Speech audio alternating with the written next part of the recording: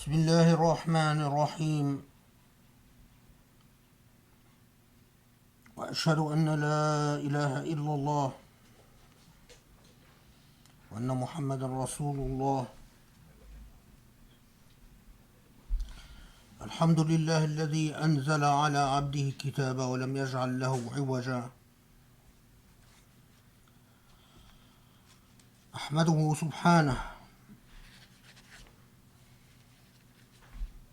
واستعين به وأستغفره وأتوب إلى الله من شرور أنفسنا ومن سيئات أعمالنا، فإنه من يهديه الله فهو المهتد، ومن يضلل فلن تجد له وليا مرشدا. وأصلي وأسلم وأبارك على الحبيب المصطفى خاتم النبيين المرسل رحمة للعالمين، وعلى آله وأصحابه وعلى من اتبعه بإحسان إلى يوم الدين.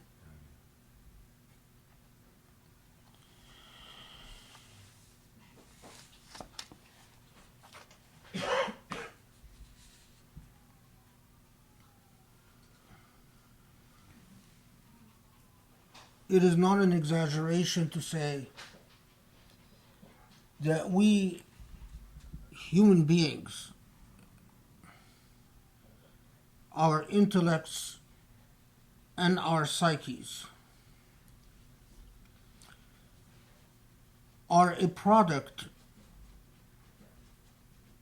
of numerous cumulative narratives that we have received at different parts in our lives. The fabric of human consciousness is formed by narratives. Even more simply and directly, the fabric of human consciousness is formed by stories. Stories from the past, stories from the present, stories upon stories upon stories that form what we define as our reality, the way we understand things, the way we associate and relate to values, the way that we are entitled or that we feel entitled to feel or not to feel.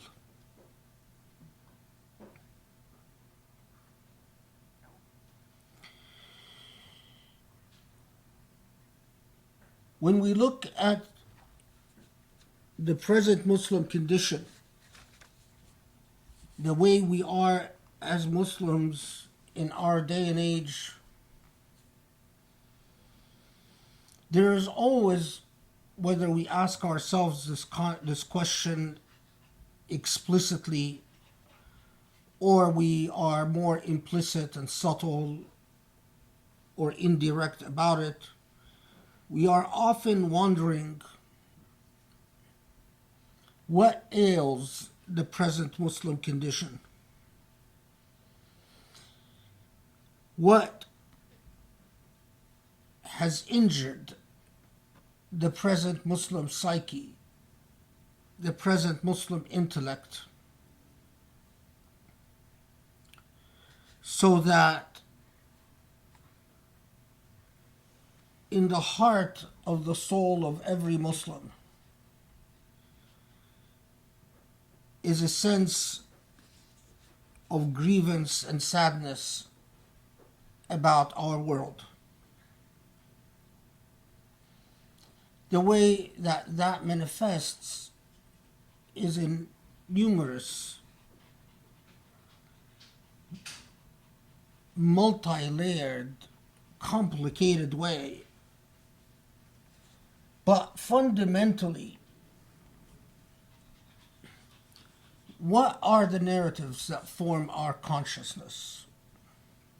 What are the narratives that make us feel confident or not confident about our tradition? What are the narratives that we've heard and picked up here and there that make us at peace with who we are, or that makes us not at peace with who we are? What are the narratives that we picked up and absorbed and digested here and there that make us clear about our purpose in life, our goal, what we should be doing, what we ought to be doing, or not?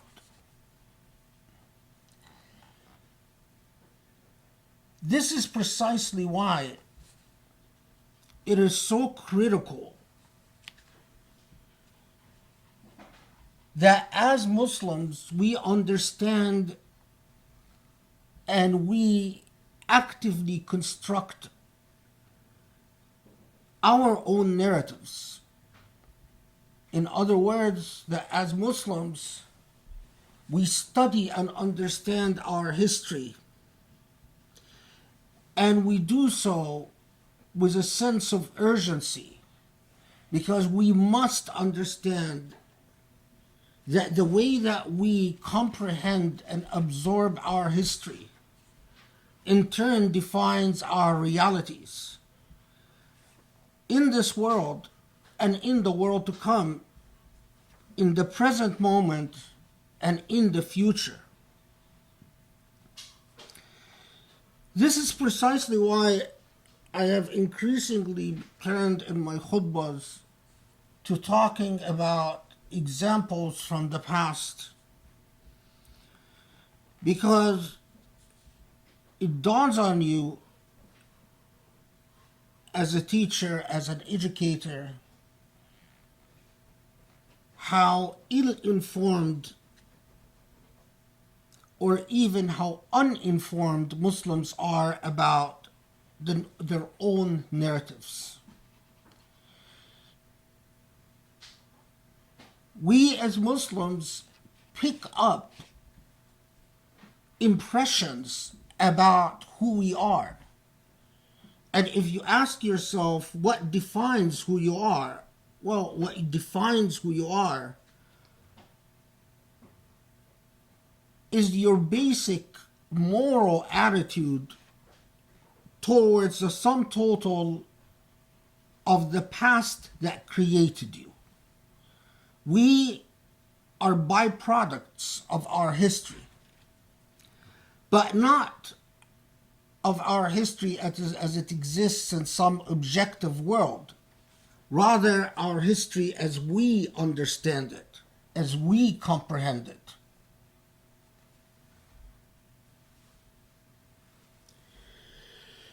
Inshallah, this Jum'ah, I want to discuss just a couple of fairly minor events in in Muslim history that ought to give us considerable pause and ought to make us reflect upon what we know of our past and how we know it and why we know it, and what would be needed for us to mend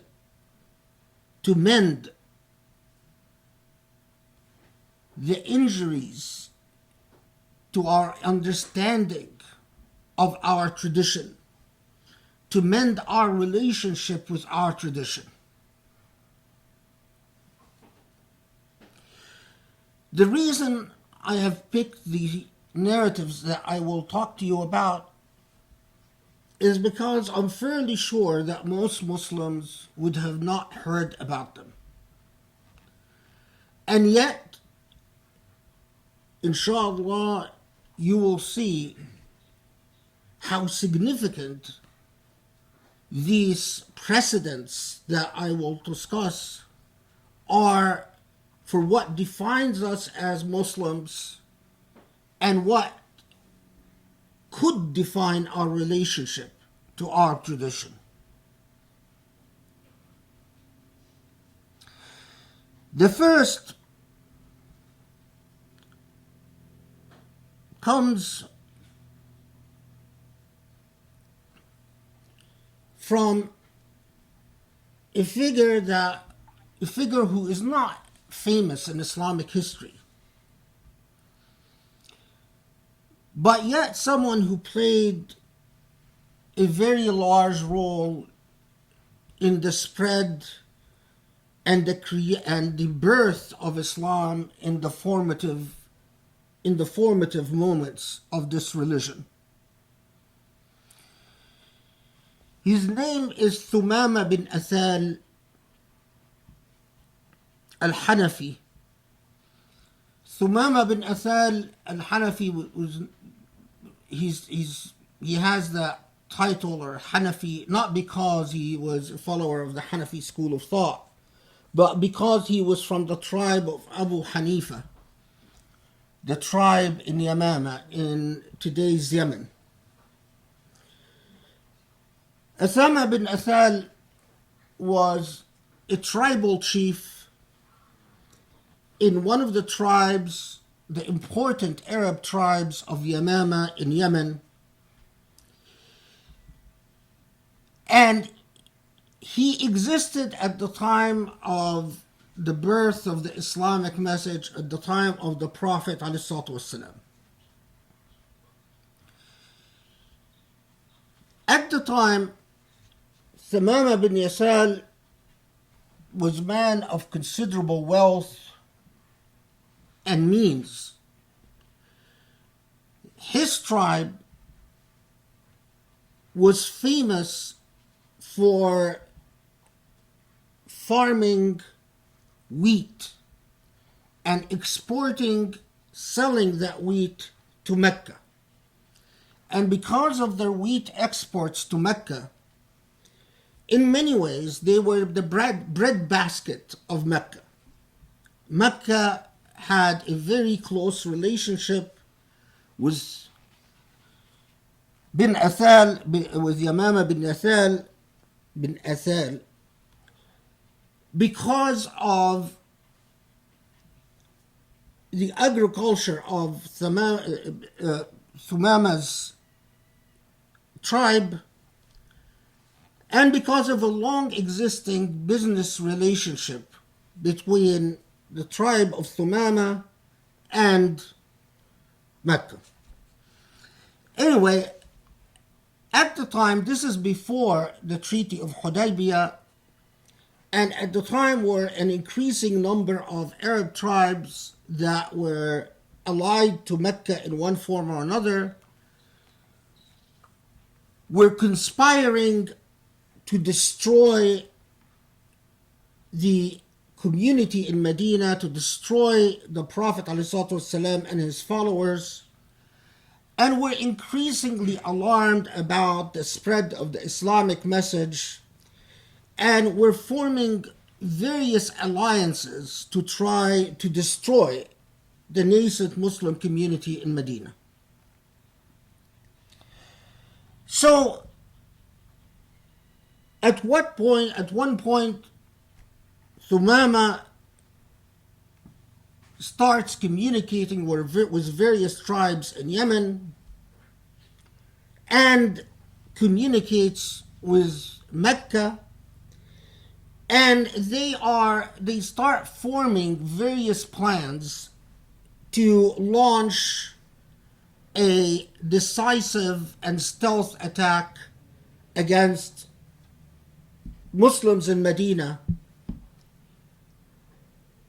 hoping that this would be finally the battle to finish off the Islamic message once and for all. The Prophet ﷺ, because he simply didn't rely on his iman, but did his due diligence before he would ask Allah for help, the Prophet ﷺ always did his part, always exerted the effort that a Muslim must exert before they can dare ask God for assistance. So part of that due diligence was that the Prophet ﷺ had a fairly complicated network of informants that would convey news diligently to the Muslims in Medina, hopefully so that they can know who is conspiring against them and who is planning some type of military action against them.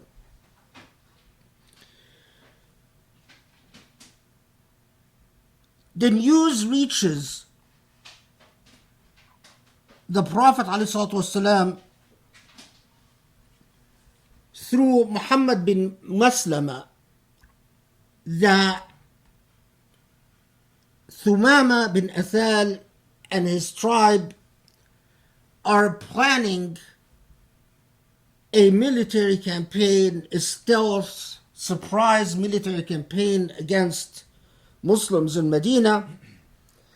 And as the Prophet often did, he would create a military force that would launch a preemptive strike in order to shock and neutralize his enemies before they're able to inflict injury upon Muslims. Despite the fact that Muslims at the time were quite weak. Anyway, so the Prophet ﷺ sends Muhammad bin Maslama to launch a campaign against Thumama's tribe, and that military campaign was very short-lived, but it was widely successful. So successful that the tribal chief himself, Thumama bin Athal, is captured. He is captured and brought back to Medina. In Medina, there was a group of people that played a very important role in Islamic history that we Muslims today rarely hear about. And that is a group known as Ahl al-Safwa or Ahl al-Suffah. These were the poorest Muslim converts in Medina. These were people who were often former slaves,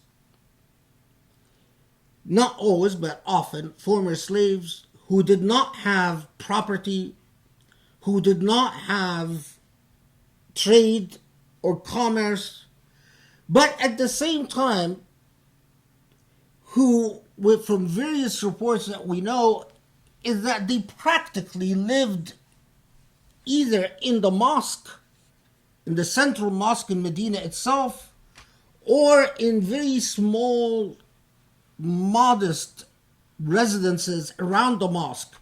And what marked Ahl al-Safwa is that they would constantly meet in the mosque in Medina, eat their food in mosque in Medina, and turned their lack of wealth into a remarkable spiritual and moral and intellectual force, but by always meeting in Medina to pray and to study the Quran and to do dhikr, to supplicate God.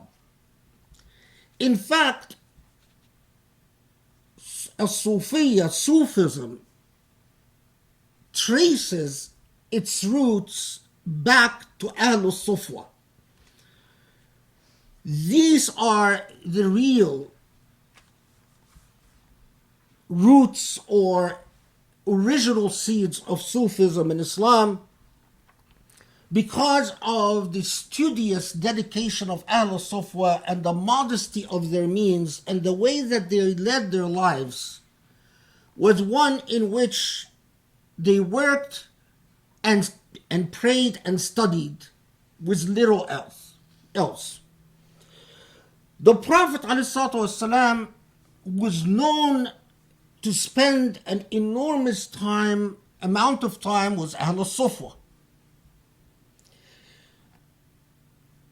The Prophet ﷺ loved them and they loved him. And he would often go to them to share their meals.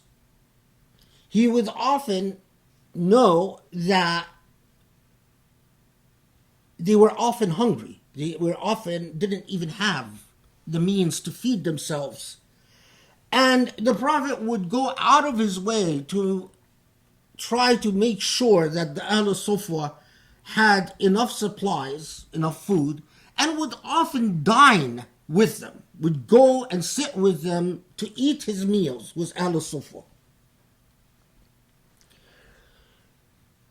These, of course, did not include people like Uthman ibn Affan, radiallahu anhu, or Umar ibn Khattab, or Abu Bakr, or Ali ibn Abi Talib, because Uthman and Abu Bakr and Umar and Ali ibn Abi Talib, as modest their means were considered, they're people who owned homes. And that in itself made them not part of Ahl Suffah, because Ahl Suffah didn't even own homes.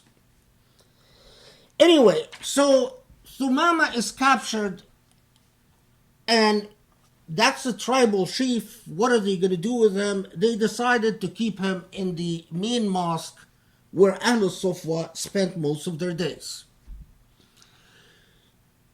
Initially, they tied him as a war captive. They tied him to a pillar in the mosque to decide what to do with him.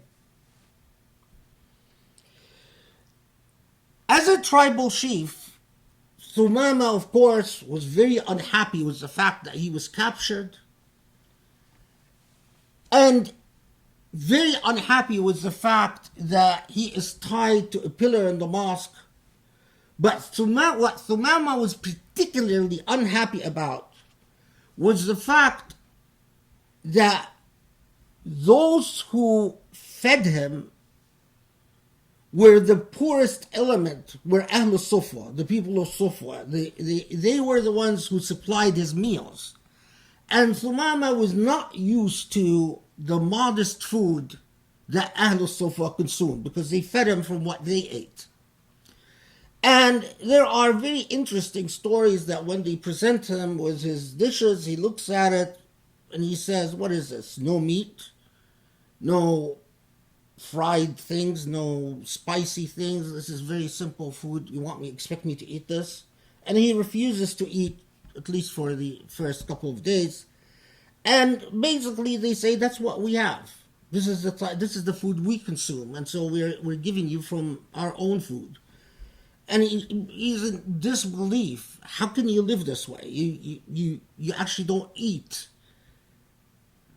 fancy food. This is very simple food. In fact, one of the dishes that were presented to him were basically wheat and milk, which he thought was just, I am a chief, and do you expect me to eat stuff like that?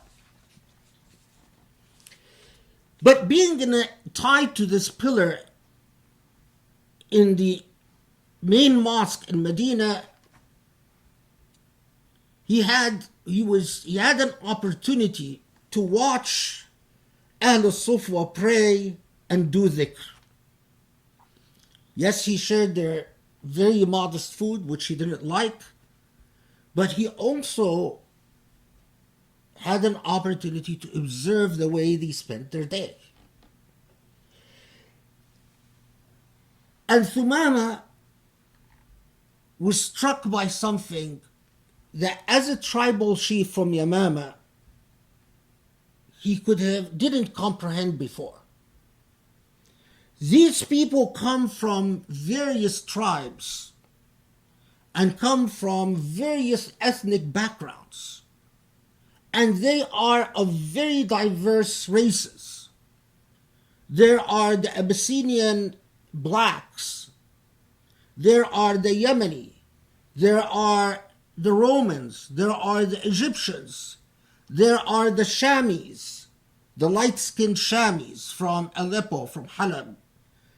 And there are people who come from Basra, and they all sit together, they pray together, they do dhikr together, they eat together, and they seem to be in a world of malakut.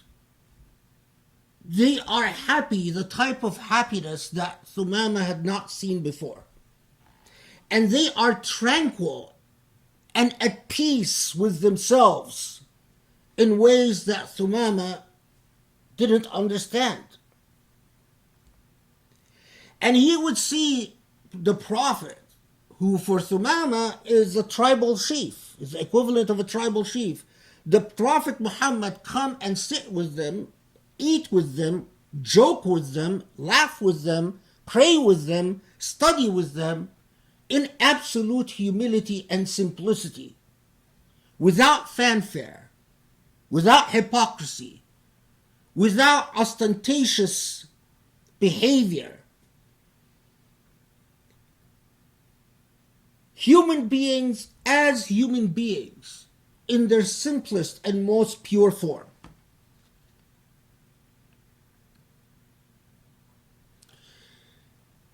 After a short period, the Prophet ﷺ tells Thumama, you are a captive of war. What do you think should be done with you? And Thumama says,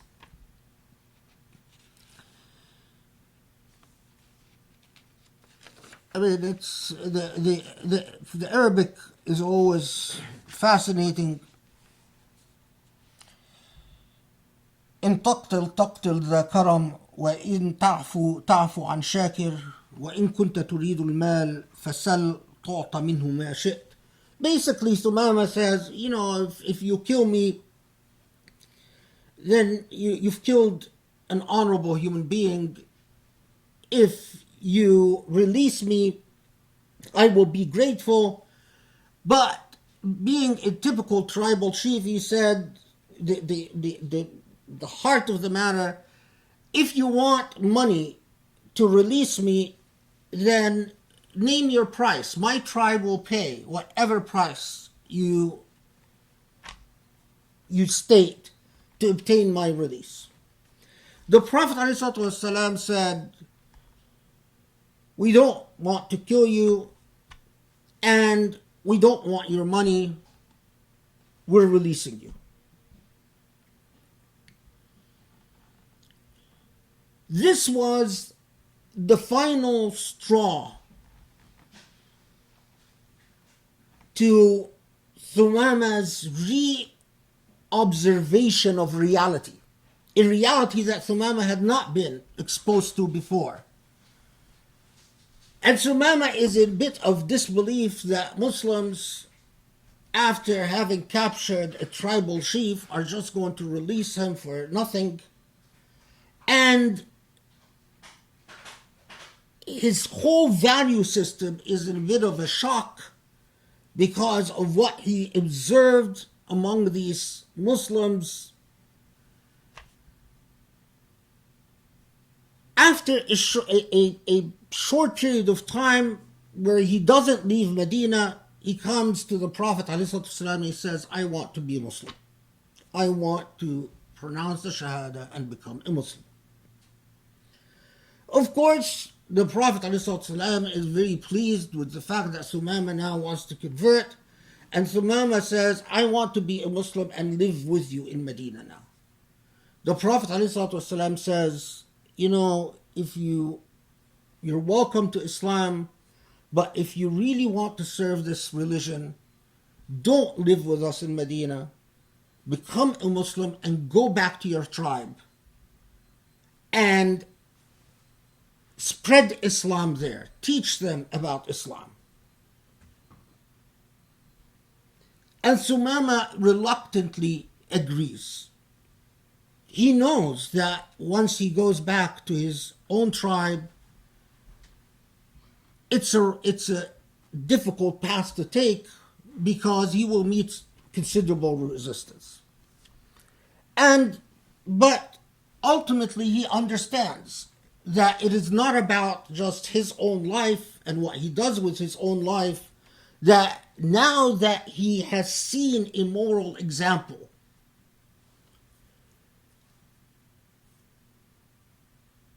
that it is incumbent upon him to share this moral vision,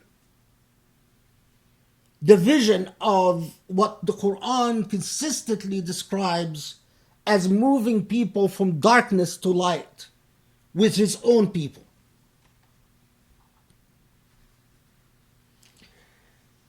An interesting little event, sort of a footnote. Before Thumama leaves Medina, he is actually, and now he had taken the Shahada and has washed and is learning how to pray. He is, because as a celebration with his conversion to Islam, the women in Medina go out of their way to prepare a fancy meal for him. They go literally collect donations from various people to cook a nice meal, but when they present it to Thumama actually eats nothing. And when they ask him, Thumama, you haven't eaten anything.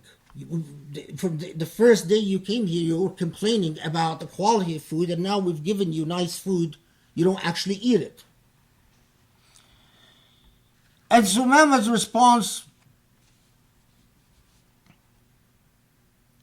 I'll read it in Arabic. It says, مما تعجبون أمن رجل أكل أول النهار في معي كافر وأكل آخر النهار في معي مسلم إن الكافر لا يأكل في سبعة أمعاء وإن المسلم يأكل في معي واحد. He says, why are you surprised that I don't feel like eating fancy food? A kafir, when I was not a Muslim, all I cared about is food and the taste of food. I wanted to fill my stomach. But that's the attitude of a kafir. The attitude of a Muslim is that they look at food as a necessity, not an object. I've lost my zeal for food once I've come to the light of this religion. But the story doesn't even end here. Thumama understands why the Prophet ﷺ wants him to go back to his tribe in Yamama and teach them about Islam and not live in Medina.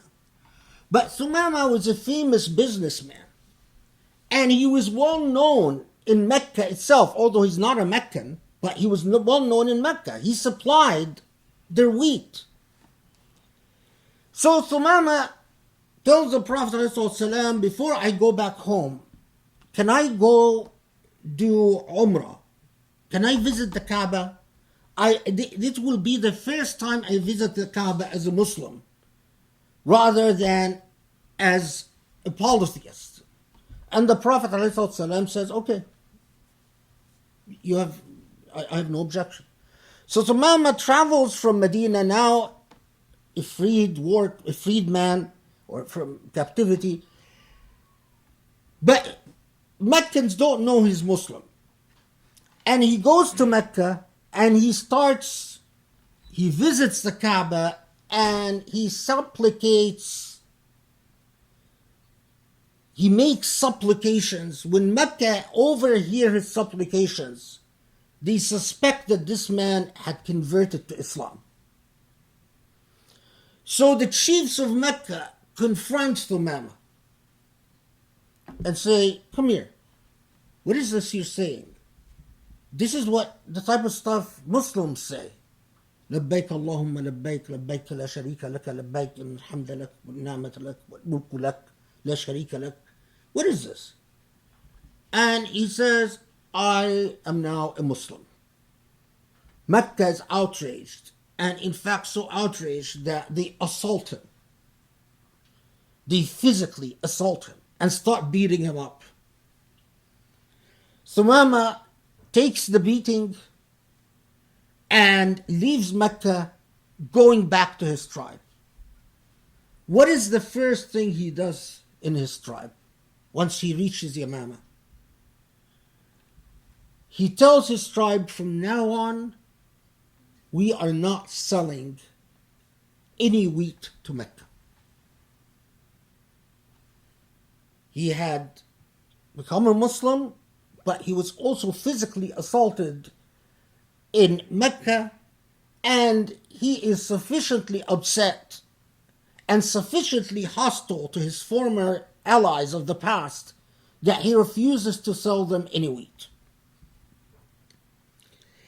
Thumama's decision causes the economic boycott by Thumama causes a complete upheaval in Mecca. They try to find an adequate source for their wheat other than the Yemeni tribe of Yamama, but all the alternative sources like Egypt are too expensive and they lead to inflation, so it causes a serious economic problem in Mecca. The Meccans meet, what do we do about this? Well, we've beaten up Thumama, he's now a Muslim, how can we deal with this situation? How can we deal with inflation that is now produced or the result of us importing wheat from somewhere else other than the close by Yemen? And they find that there is no other solution, because they tried to appeal to Thumama to get him to change his mind. They even offer to pay a much higher price, but Thumama refuses. So what do they decide to do? They decide to send a message to the Prophet ﷺ to tell the Prophet, can you please tell Thumama to end the economic boycott? Now, understand that at this time, not only were Mecca and Muhammad ﷺ and Muslims of Medina at war, they were at war. But, moreover, Mecca had inflicted an economic boycott against Muslims in Medina that led to the near starvation and actual starvation and death of several Muslims, but to the near starvation of all Muslims. Mecca itself has imposed an economic boycott against Muslims that was horrendous in its consequences, and that eventually led to Muslims leaving their homes and leaving their businesses in Mecca and migrating from Mecca to Medina. So when Mecca sends a letter to the Prophet ﷺ, this is the actual language of the letter. ألست تزعم أنك بعثت رحمة للعالمين فقد قتلت الآباء بالسيف والأبناء بالجوع. عهدنا بك وأنت تأمر بصلة الرحم وتحث عليها، وإن ثمامة قد قطع عنا ميرتنا وأضر بنا، فإن رأيت أن تكتب إليه أن يخلي بيننا وبين ميرتنا فافعل. The letter is very intriguing because it is haughty and arrogant. It tells the Prophet, don't you say that you were sent as a mercy to humankind? But what is going on is leading to the starvation of our children. You always said that you honored your family ties and the ties of your kinship.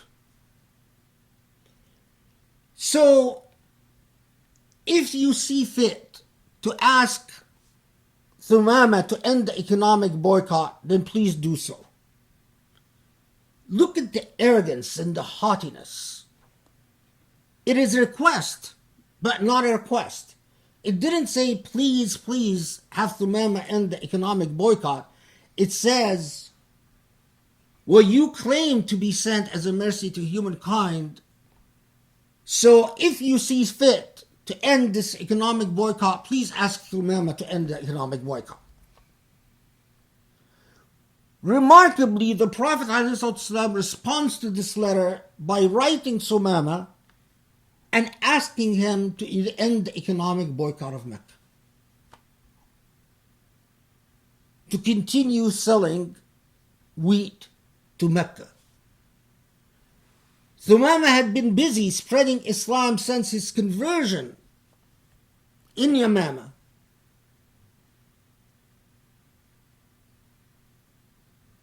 So Yamama, that tribe, will increasingly become Muslim and eventually become, for the most part, most of it will become Muslim. But once he gets the letter from the Prophet ﷺ, he says, this is the request I cannot refuse. He forgets about his beating. He forgets about the grievances he has with Mecca. And he restores the sale of wheat to Mecca. And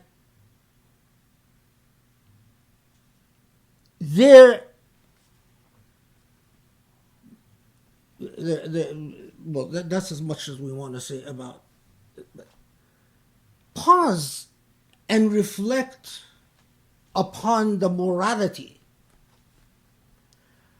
of that community that is able to impress an enemy stranger.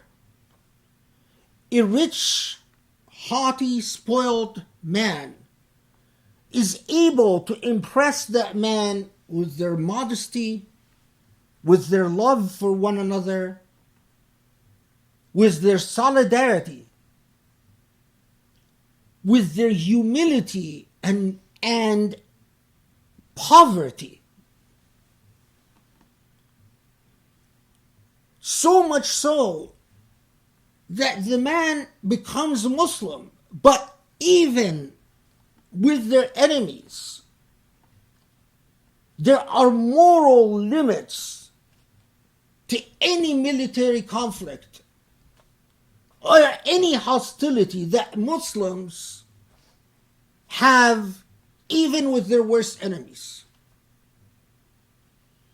The Prophet ﷺ did not initiate the economic boycott, and there are reports that he didn't even know about it. But once he receives the letter, the logic is there. You've been sent as a mercy to humankind. And that has its own moral imperative. And so, although Muslims had suffered this economic boycott, they refused to inflict it upon others because of the fact that innocents, like children, like people who are not involved directly in the war, will suffer the consequences. Now ask yourself, and this is the question that I always go back to. You might have been raised a Muslim, and I am sure that the vast majority of people who were raised Muslims had never heard of this story. You might have been converted to Islam, and I'm equally sure that as a convert, you've never heard in a Sunday school or a Sunday lecture anyone talk about this as part of the Sunnah of the Prophet ﷺ. Let me very quickly tell you another story. Very quickly. You all, at one point or another, heard of the companion of the Prophet ﷺ, Abu Hurairah. Abu Hurairah, after he had converted to Islam, was among the Ahl al-Suffah. He lived with Ahl al-Suffah. Poverty, but a detachment from the material seductions of this world. The people that the Prophet ﷺ would spend a lot of time with. Abu Hurairah had a mother that he was very close to, loved very dearly, and cared a great deal about, but she was a kafir. She had not converted. And Abu Hurairah would consistently try to convince his mother to become a Muslim. And the way she would respond was to insult and attack the Prophet ﷺ. And he would complain to his friends and his brethren that I have a hard time because every time I ask my mother to be a Muslim, she just goes off saying bad things about the Prophet ﷺ, and what she says hurts me, so I don't want to hear it. Ahl Suffah, as I told you, were often hungry. Truly hungry. You want to know how hungry? On one day, Abu Hurairah goes around Medina and the Prophet ﷺ meets him and he says, "Where are you going?" And he says, "I am actually not sure. I'm trying to find food." The Prophet ﷺ says, "Why?" He says, "The only thing that made me roam the streets right now is hunger."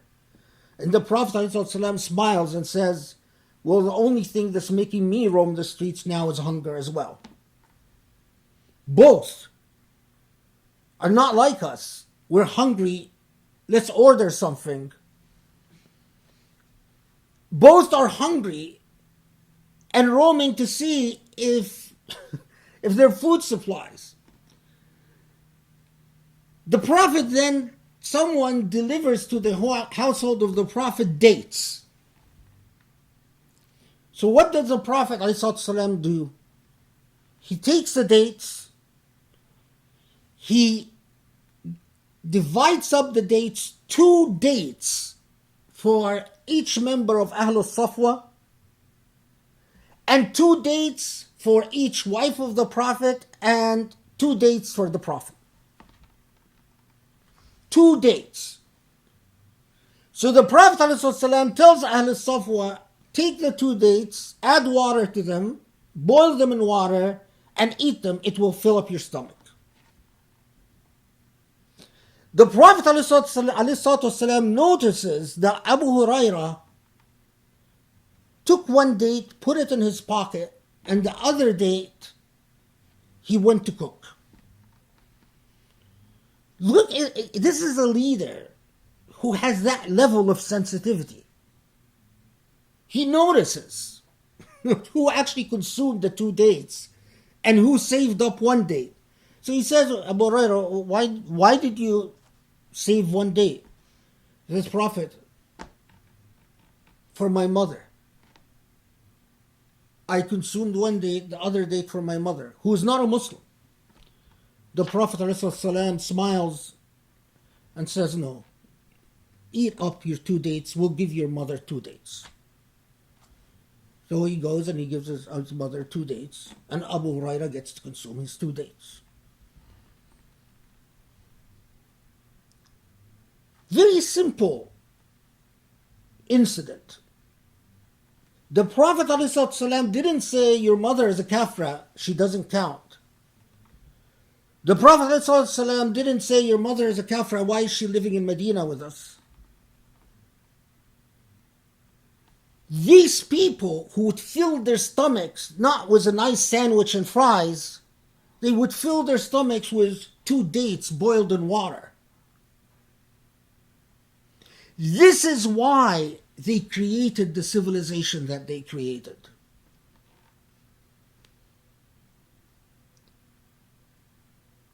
You either are a slave to Allah subhanahu wa ta'ala. You are either bonded in servitude to Allah, or you are bonded in servitude to material wealth. Either your God is Allah subhanahu wa ta'ala, and when your God is Allah subhanahu wa ta'ala, your God are moral values. Values that we as human beings share with each other. Or your God will be materiality and the mighty dollar. Either you exist in a state of tawheed, where your life centers around God and the moral values that embody the divine attributes, or you exist in a state of shirk,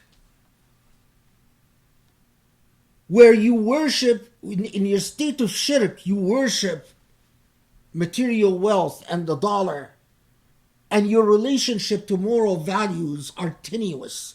You take them and leave them as convenience dictates.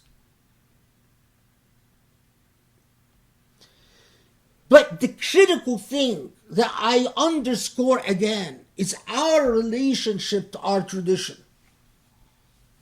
Again, I am sure that as Muslims, many of us have spent their entire life as Muslims, but were never taught very straightforward and very simple narratives that could construct their entire moral being,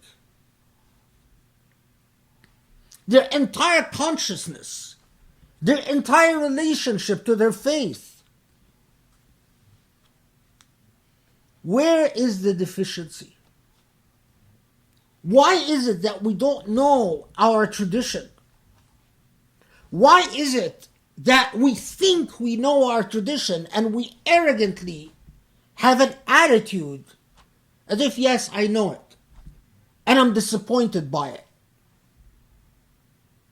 If you are disappointed by it, it's because you don't know it. Even if it is not your fault that you don't know it, it is your fault that you have not committed your existence to finding the cause for the disease of ignorance that we exist in and the solutions.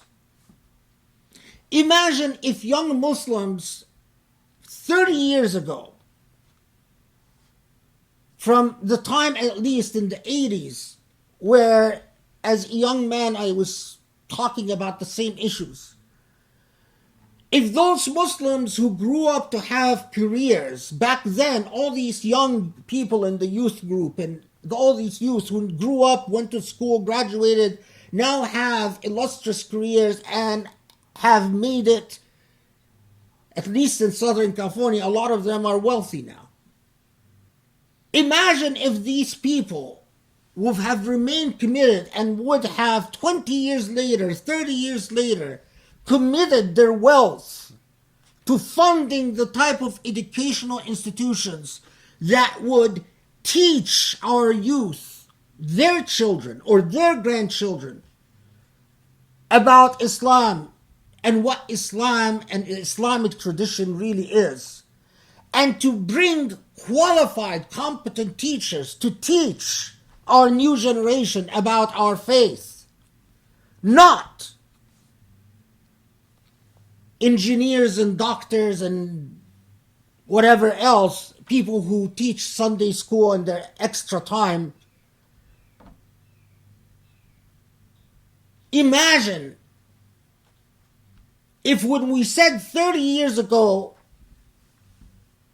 things need to be fixed, if we were actually honest and dedicated, the type of dedication that we often observe in the narratives of the early companions of the Prophet ﷺ,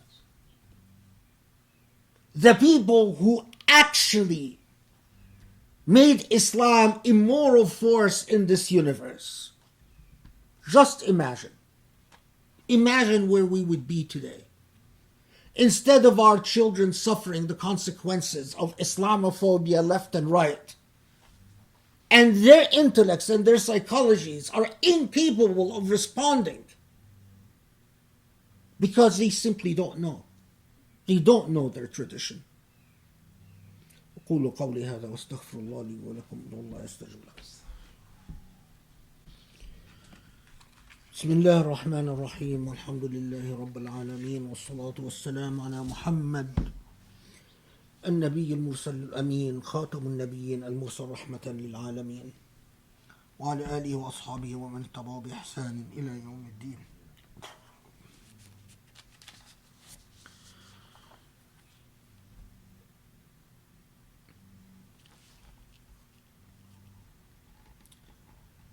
Morality is indivisible. Every time there is an evil that you are aware of that falls upon anywhere in this earth, something demonic occurs.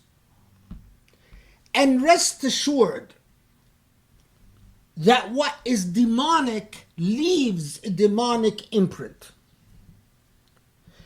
And demonic imprints are like infections.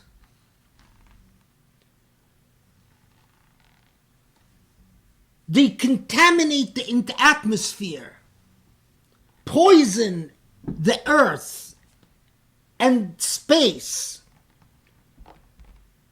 and turn the environment toxic. That is the nature of evil.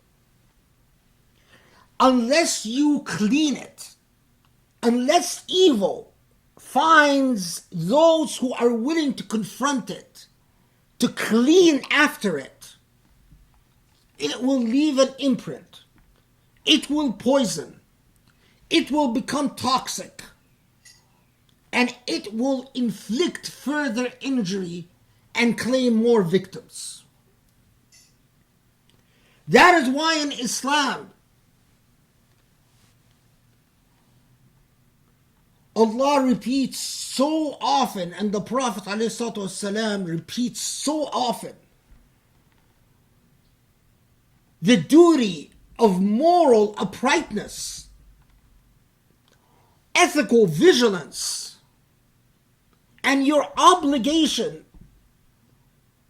to advocate and teach and act against moral failures.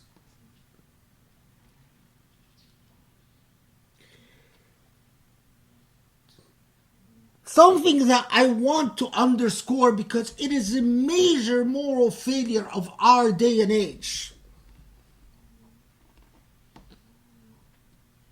One is very old news. Yet again, another evil, another toxicity, another betrayal. Israel wants to confiscate more territory in the West Bank, as if the Palestinians haven't suffered enough.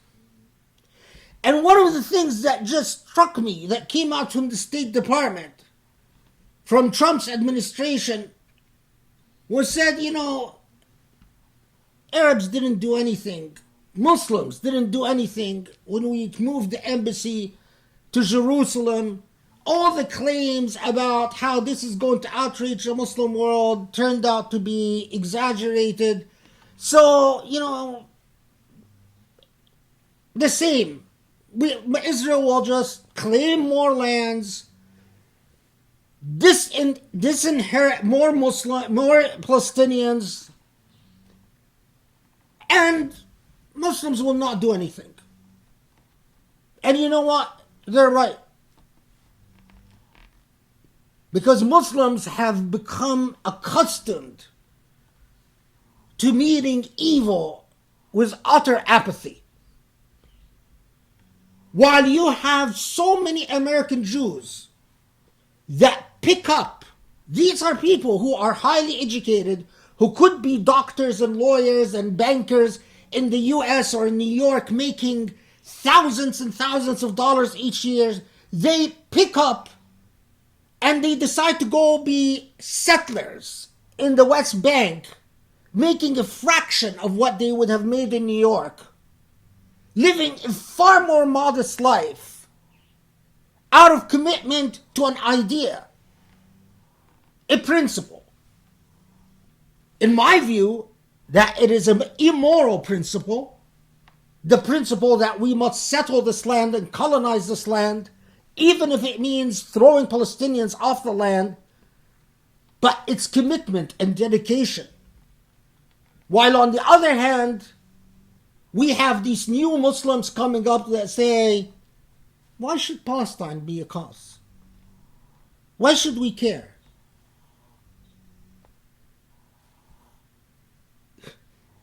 Even if Palestinians were not Muslim, it's the moral principle. People who have their land taken away and they become disinherited and rendered homeless, as they have been for the past 60 years. Leave alone Jerusalem and its critical place for the Muslim psyche and Muslim morality. But the second major moral infraction is the Holocaust that is being committed by the Chinese government, the Holocaust against Chinese Muslims. Of course, many of you have heard when, what's his name, wrote a book, Michael Bolton. John Bolton. John Bolton revealed in his most recent book that Trump told the Chinese president that it's a good idea to intern Muslims and put them in concentration camps. And I believe that, because Trump has made clear from the very beginning his disdain and his absolute hate for Muslims. And yet Trump has found Muslims around the world that celebrate him and welcome him. From Egypt to Saudi Arabia to the Emirates to even the United States.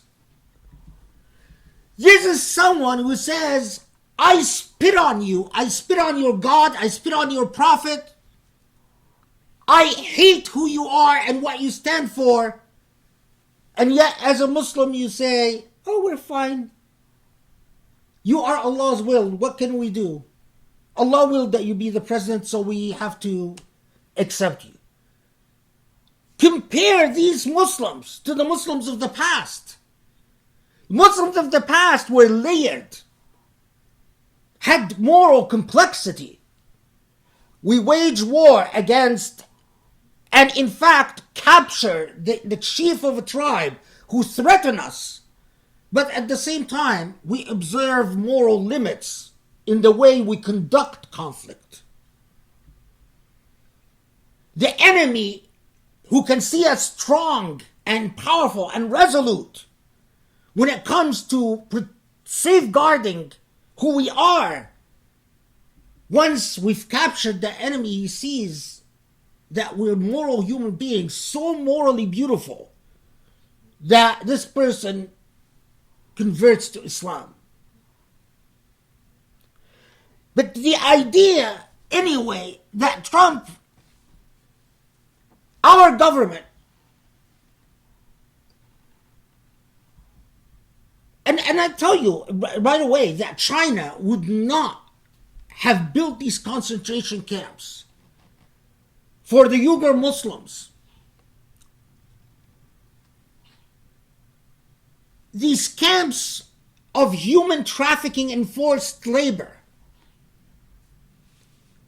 it would not have happened if from the beginning they found that the United States and major business partners like Saudi Arabia and the Emirates and Egypt and Turkey and Iran and Qatar and every Muslim country were resolute in that you cannot do this to fellow Muslims. And that if you do this to fellow Muslims, there would have been severe consequences. I put it before you. Is it racism? Is it because we Muslims are racist? Is it because these Muslims are Chinese, Asian, so we don't think of them as real Muslims? I might be tempted to say yes if it hadn't been for the fact that we've done the same with Palestinians who are Arab. So is it that we are just losers across the board? Or is there, and this is something we must ask and confront, or is there an element of racism in the way we think of the Muslims of China? These are millions of people placed in concentration camps, women who are raped, men who are executed and beaten, organs which are harvested, children who grow up in labor camps. And we Muslims have not even been successful in instituting an economic boycott of the products that come from where these labor camps are. Recently, Trump signed the Uyghur Human Rights Policy Act. You know what? It turns out that that policy act, that recent legislation that Trump, or order that Trump signed, is largely useless. Why is it useless? Because it simply requires that the U.S. report on the condition of Muslims in these concentration camps where they are murdered and raped every single day for simply saying the Shahada or for praying or for fasting, or are not even allowed to read the Quran. After Congress reports, the president then decides whether to impose sanctions. And the president has not decided to impose sanctions. There is already a statute, congressional law, that did what that recent executive order mandates. Same thing. But Trump had not chosen to impose any economic sanctions because of these concentration camps upon China since he's come to power. And so this executive order doesn't do anything. So the fact that Trump then said, well, it's not true that I told the Chinese president it's a good idea to have these concentration camps for Muslims. See, because I signed this executive order. Well, the executive order you've signed does nothing. Does nothing because you did not choose to impose any economic sanctions on anyone. And according to the Wall Street Journal,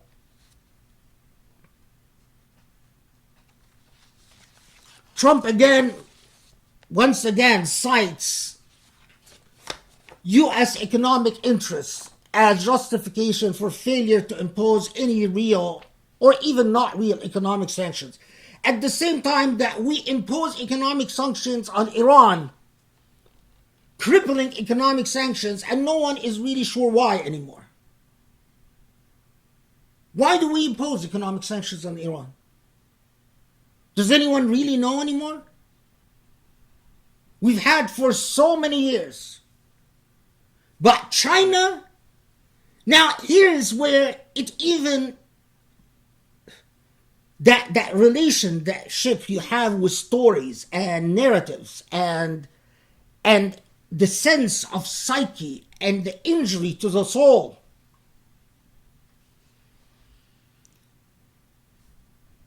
Again, in one of its illustrious events, the American Jewish Committee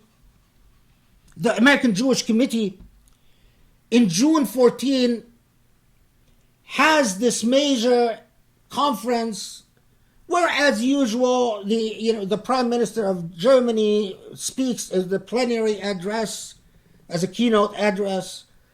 Michael Pompeo speaks in the keynote address. Everyone is talking about how Israel must be kept safe at all times, and which again, I have no problem with keeping Israel safe, as long as we give people their rights. But the part that made me pause here is the head of the Muslim World League, Muhammad al-Isa. Muhammad al-Isa was invited to give a plenary address as well. And he gave a very nice plenary address.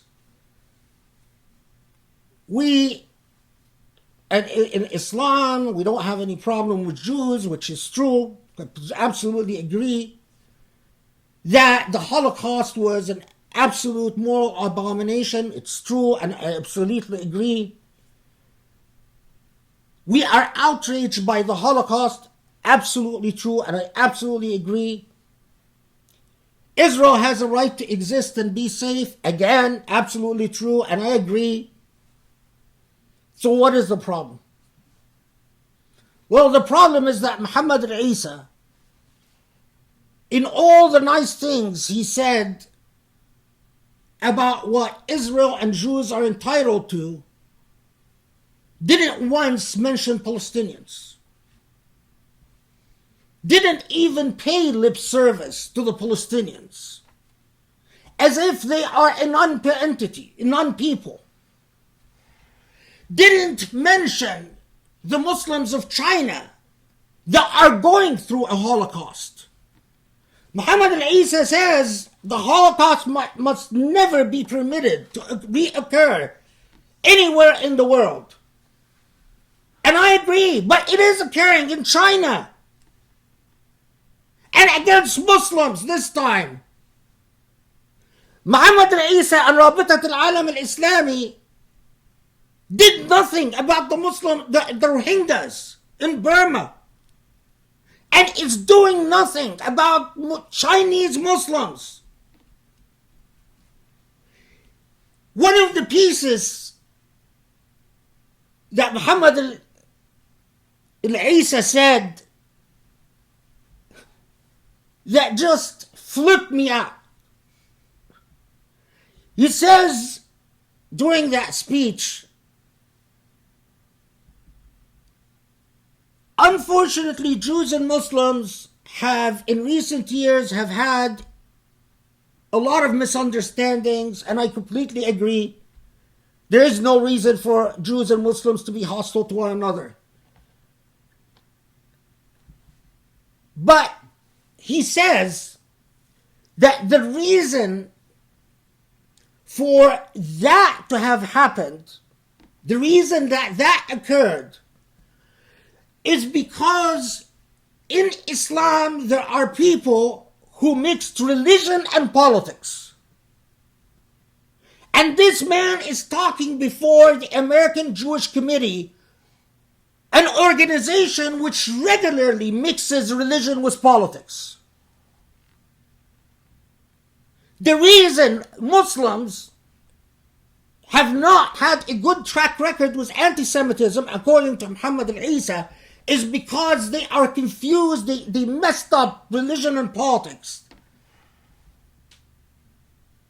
How about the Palestinians? How about the Chinese? How about the fact that you are talking to an organization that regularly plays a role in Islamophobia, in demonizing people who stand up for Palestinian rights? An organization that regularly weaves religion and culture and politics in ways that are very complex and ways that your simple mind, your draconian, dogmatic, simple mind cannot imagine or understand.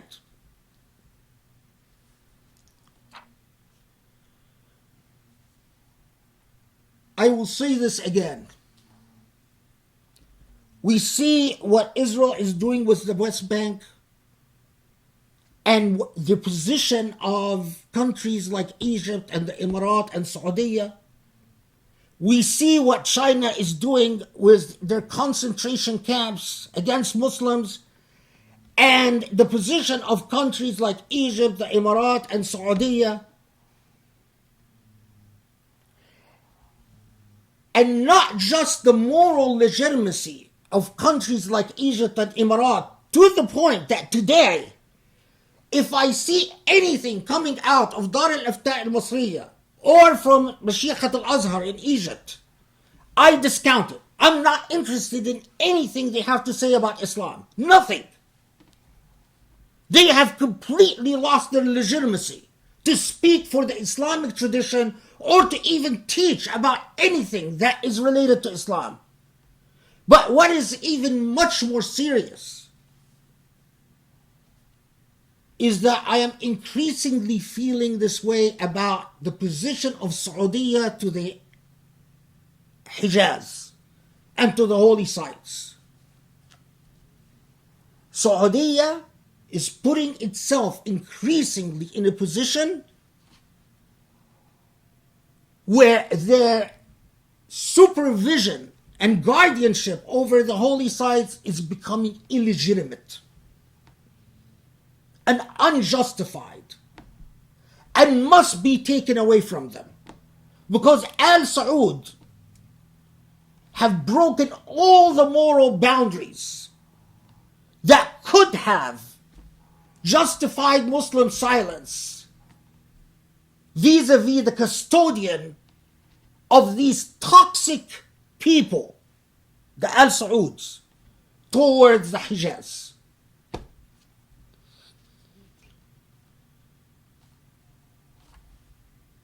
Reorient yourself towards this religion. Take this religion seriously, because it is a treasure trove of values and morality and sophistication and ideas. Anchor, commit yourself to Islamic education and become a moral voice that speaks against the injustices and demonic toxicity that occurs in our modern world, especially when that immorality comes from fellow Muslims. If you do that, you will no longer wonder why you were put on this earth. You will be too busy to wonder about the purpose of your life or the meaning of your existence. You would live a meaningful, perhaps difficult, challenging life, but a meaningful moral life that Allah rewards you for, and that at least you can honorably defend when you meet your God. Allahumma afu anna, Allahumma aghfir lana, Allahumma arhamna ya Rabbal Alameen, Allahumma ansur al-Islam wa a'izz al-Muslimin ya Rabbal Alameen. Allah forgive our sins, Guide us to the straight path. Help us, aid us in becoming better Muslims, in developing our love for you, Allah, and understanding you, Allah, and in becoming morally upright human beings that stand for justice and stand for meaning and beauty, and that resist and abhor evil in all of its forms. You are the best guide and the most merciful and kind and compassionate. Ya Rabbal Alameen wa